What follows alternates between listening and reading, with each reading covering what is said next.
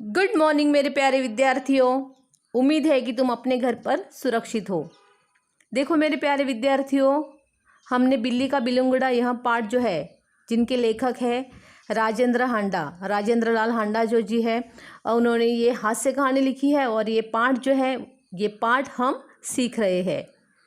और देखो, लेखक कहना चाहते हैं कि उनके घर में बहुत चूहे थे और चूहे के समस्याओं से बचने के लिए उन्होंने बिल्ली पाली। बिल्ली को वो लेके आए, लेकिन बिल्ली उन्हें बहुत परेशान करने लगी और इस परेशानियों से छुटकारा पाने के लिए लेखक का जो नौकर था अमरू, उन्होंने एक सलाह बताई है कि हम बिल्ली को दूर कहीं छोड़ आएंगे, लेकिन इसके लिए बिल्ली को तो बोरी में तो उसे बांधना है। तो बांधे कैसे?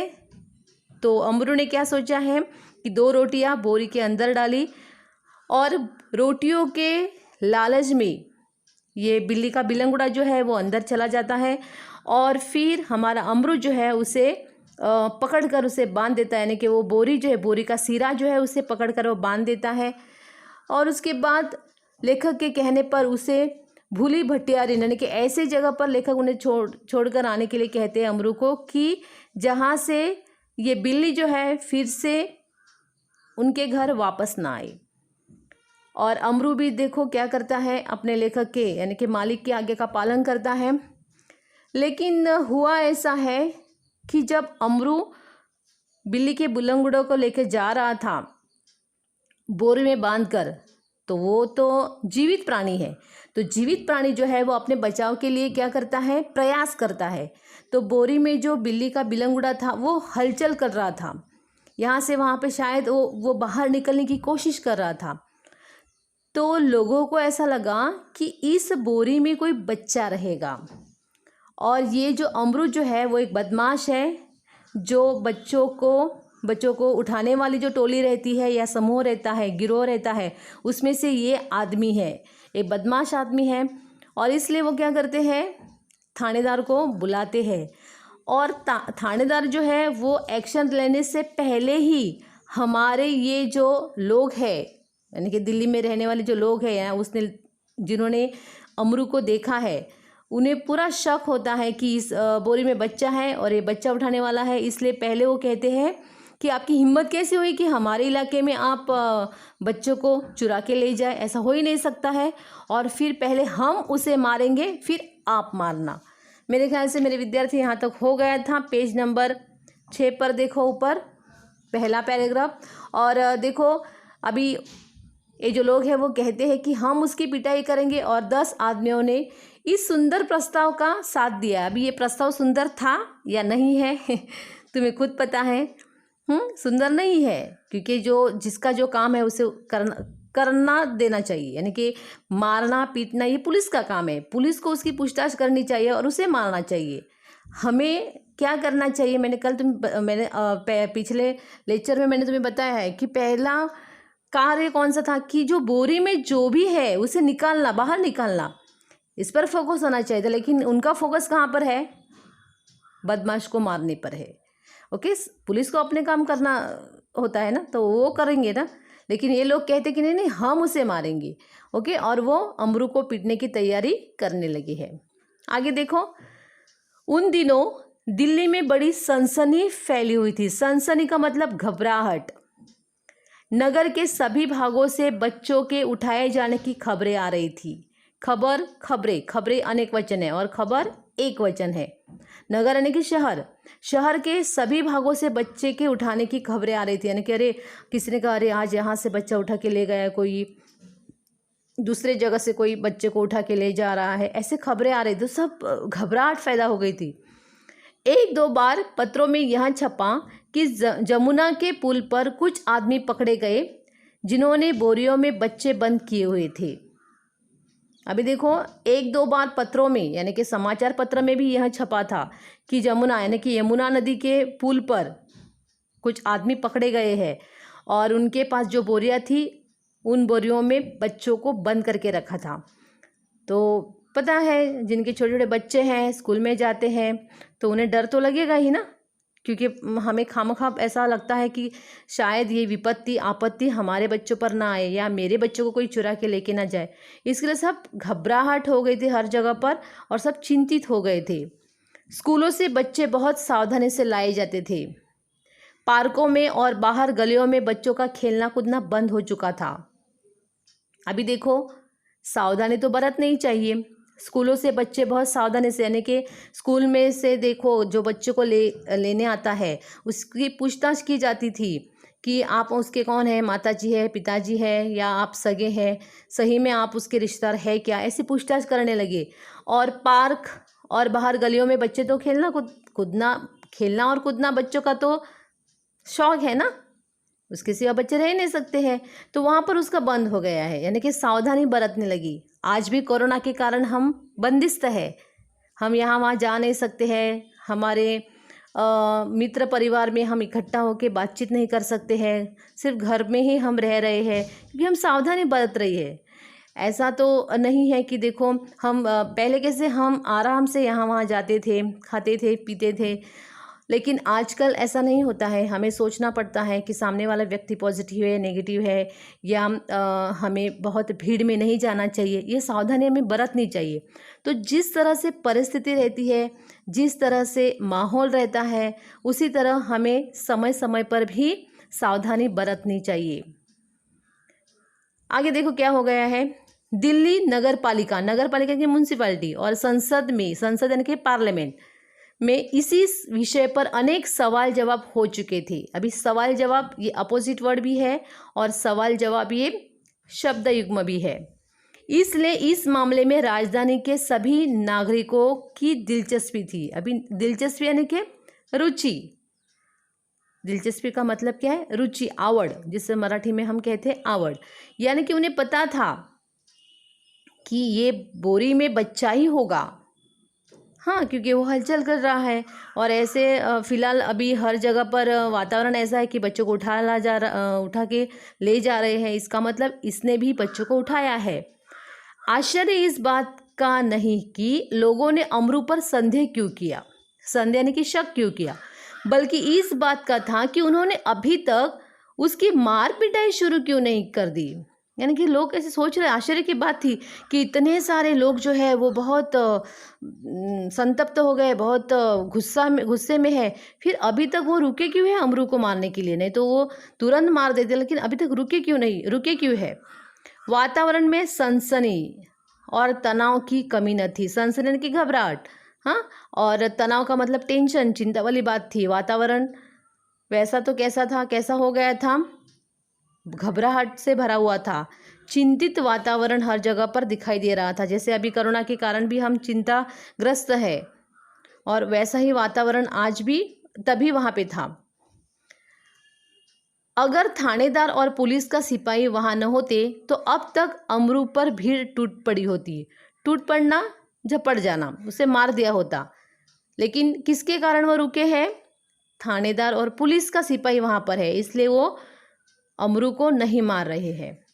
थानेदार ने आते ही अमरू की कलाई पकड़ ली और पूछा, बोल, यह बच्चा तूने कहाँ से उठाया है और इसे तू कहाँ ले जा रहा है, बता कहाँ है तेरे और साथी।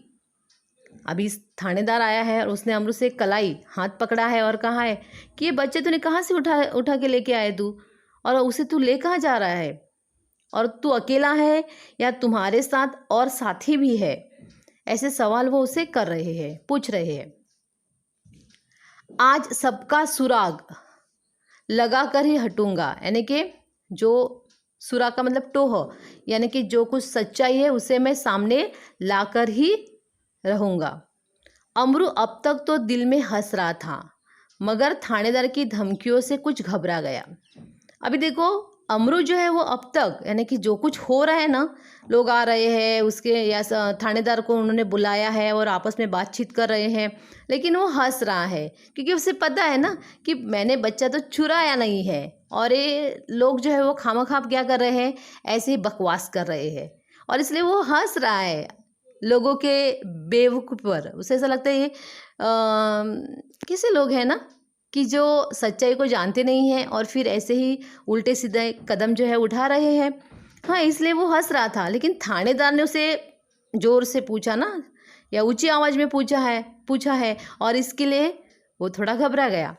दबी आवाज़ में वह थानेदार से बोला, सरकार, मैंने किसी का बच्चा नहीं उठाया, ना मैं बदमाश हूँ, मैं तो एक भले घर का नौकर हूँ। देखो उन्होंने क्या कहा है, भले घर का, रोटी चौका करता हूँ और अपना पेट पालता हूँ। उसने दबी आवाज़ में क्या धीरे से कहा कि सरकार, मैंने किसी का बच्चे को नहीं उठाया है और मैं बदमाश भी नहीं हूँ और मैं भले घर का नौकर हूँ। भले यानी कि जो अच्छा इंसान है, सबका कल्याण करता है, किसी के बारे में बुरा नहीं सोचता है, ऐसे भले आदमी होते हैं। उस भले घर का मैं नौकर हूँ। देखो अमरू के बारे में नौकर ने क्या कहा है कि मेरा नौकर होशियार है। लेखक ने क्या कहा है अमरू के बारे में कि मेरा नौकर होशियार है। और अभी नौकर अपने मालिक के बारे में क्या कहते हैं कि मैं भले घर का नौकर हूँ। ये देखो यहाँ पे जो प्यार है वो झलकता है, नौकर और मालिक का प्रेम। मालिक ने बहुत ही आत्मविश्वास के साथ कहा है कि मेरा नौकर बुद्धिमान है, होशियार है, और नौकर क्या कह रहे हैं कि मेरे मालिक भले हैं। ये प्यार होता है, एक दूसरे को जानना होता है, और दोनों ने एक दूसरे को जाना है, चाहा है और अपने अपने काम कर रहे हैं। नौकर होने के बावजूद भी शायद लेखक उसे बहुत अच्छी तरह से मान सम्मान दे रहे हैं, और नौकर जो है वो भी अपने मालिक को अच्छी तरह से उसके हाँ में हाँ मिला रहा है, और इसलिए दोनों में जो अपनापन है यहाँ से दिखाई देता है। वो कहता है कि मैं रोटी चौका करता हूँ, यानी कि रोटी करता हूँ, बर्तन मांजता होगा, झाड़ू पोछा करता होगा, और मैं अपना पेट पालता हूँ। पेट पालना यानी कि गुजारा करना, इस तरह से मेरा गुजारा हो जाता है। फिर लेखक यानी कि मालिक मुझे पैसे दे देते हैं और मैं अपना गुजारा करता हूँ, तो मैं बदमाश वगैरह कुछ नहीं हूँ, ऐसा वो कहता है। जो आदमी थानेदार को बुलाकर लाया था क्रोध में आकर बोला, क्यों बकता है बे? दरोगा जी ऐसे नहीं है मानेगा, 2-4 बेत की रसीद कीजिए। बेत यानी कि लकड़ी का एक डंडा जो होता है उसे रसीद करने के लगाना, रसीद का मतलब क्या, लगा दो उसे। दरोगा ने बगल से, बगल यानी कि बाजू में से निकल कर बेत अपने हाथ में ली थी कि अमरू नम्रतापूर्वक झुका और बोला, सरकार आप जितना चाहे मुझे पीट ले, पहले यह तो देख ले कि इस बोरी में है क्या। हुक्म हो तो चलिए थाने चले, हुक्म हो तो चलिए थाने चले। अभी देखो उन्होंने कहा नम्रतापूर्वक।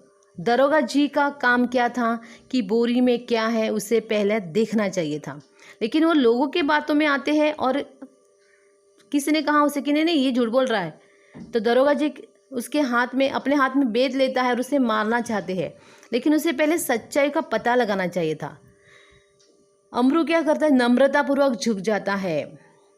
समय के अनुसार इंसान को झुकना चाहिए। वो झुक जाता है और कहता है कि देखो तुम मुझे पीट लो, कोई बात नहीं है, लेकिन पहले ये तो देख लो, ये तो जानो कि बोरी के अंदर क्या है, और अगर आपको ऐसा लगता है तो आप मुझे थाने ले चले, मैं आ जाऊँगा अगर मेरी कुछ गलती हो तो। यद्यपि यानी कि लेकिन थानेदार इस बात पर राज़ी हो गए थे। राज़ी होना यानी कि मानना, हाँ राज़ी हो गए थे। भीड़ इस बात पर राज़ी हो गए थे, पर भीड़ कब मानने वाली थी। लोग चिल्ला उठे, हरगिज़ नहीं, ऐसा कभी नहीं होगा, हम सब इस आदमी की बदमाशी के गवाह है। गवाह यानी कि साक्षी, मामला कभी दबने नहीं देंगे। थानेदार डर गए कि उनकी नियत पर लोगों को शक हो रहा है। नियत यानी कि इरादा, उसके इरादे पर। उन्होंने अमरू से कहा, अच्छा बोरी को नीचे रखो, इसका मुंह खोलो। अभी देखो ये जो लोग हैं ना, वो क्या करते हैं, जब आग लगी उसे बुझाने का काम करना चाहिए, वो आग में और तेल डालकर उसे और जलाना चाहते हैं।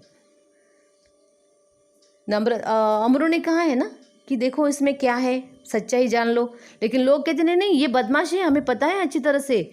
लेकिन थानेदार जो है वो अच्छा इंसान है, और इसलिए वो कहते हैं कि नहीं, पहले उसे बोरी को नीचे रखो और हमें बताओ कि इसमें क्या है। इसकी मुंह जो है यानी कि जहाँ पे बांध के रखा है सीरा जो है, उसका मुंह जो है उसे खोलो, मैं देखना चाहता हूँ।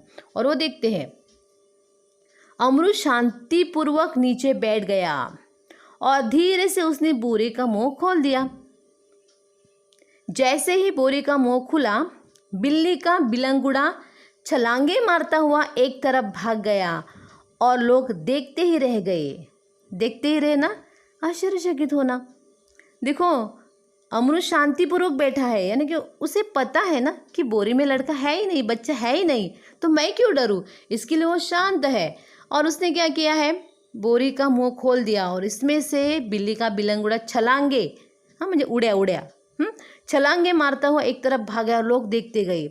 शायद लोगों को ये ऐसा लगा होगा, वो लज्जित हुए होंगे, अरे हमें तो लगा था कि बच्चा है और फिर हम उसे मारेंगे, लेकिन ऐसा है नहीं। थानेदार की भी समझ में न आया कि अब क्या करे। वह थाने की तरफ मुड़ा और एक तांगे वाले की पीठ पर बेत मारते हुए बोला, जानते नहीं कि रास्ते में तांगा खड़ा नहीं करना चाहिए। इस प्रकार अपनी झेम का मतलब लज्जा, हाँ, मिटाने का यत्न करते हुए दरोगा जी चल गए और अमरू हंसता हुआ घर वापस आ गया।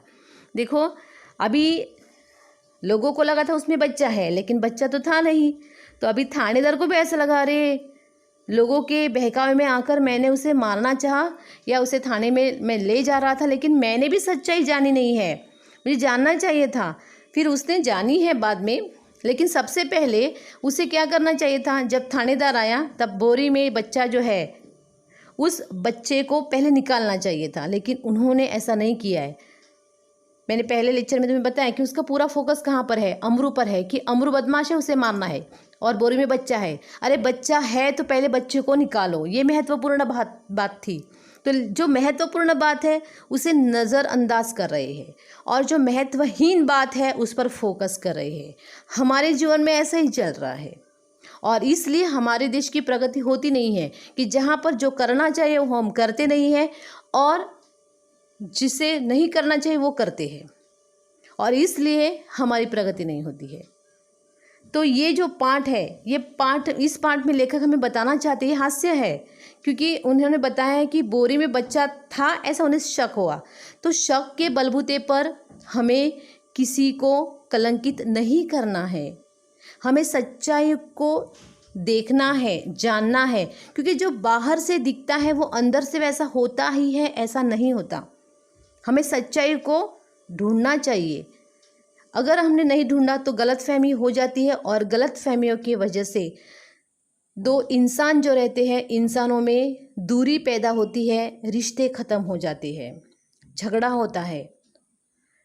और इसलिए हमें क्या करना चाहिए, हमेशा गलतफहमियों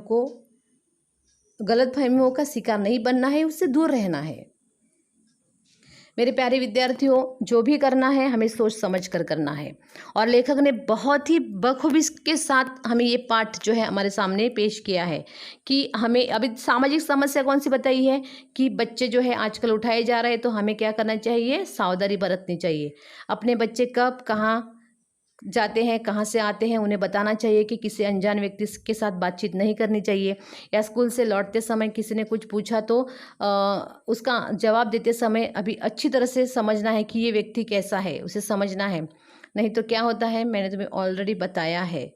ओके, वो बच्चों को ले जाते हैं, उसके साथ अत्याचार करते हैं, उसके पार्ट्स को निकाल कर बेचते हैं और बेरहमी से उसे मारते हैं। ऐसे घृणा, ऐसे बोलते हैं ना उसे, कठोर हृदय वाले ही व्यक्ति ऐसा कर सकते हैं, लेकिन समाज में वैसे व्यक्ति की कमी नहीं है।